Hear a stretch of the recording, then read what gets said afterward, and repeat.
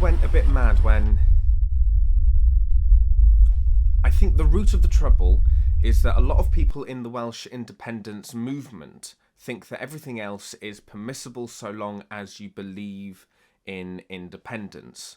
So you can believe terrible things, but as long as you're on board with independence, it's okay with us. Has a particularly hostile attitude to minorities at the moment.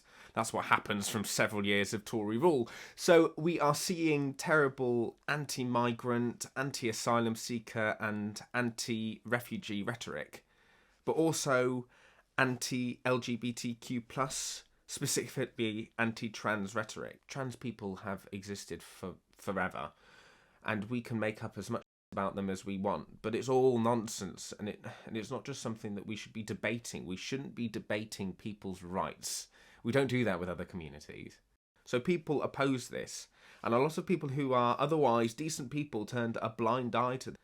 People who seemed pretty normal as a product of lockdown maybe fell down the rabbit hole and got lost in this barrage of hate, and it became relentless.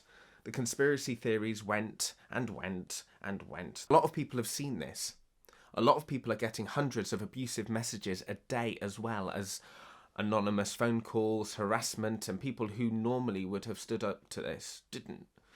It became a really unpleasant place to be.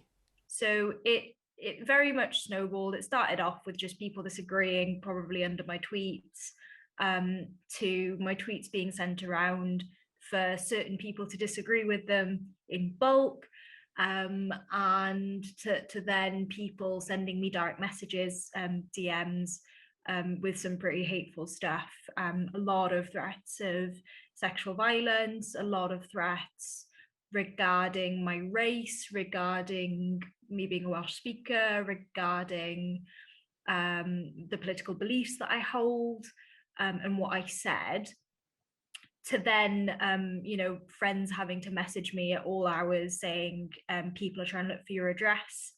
A lot of us don't want anything to do with it anymore.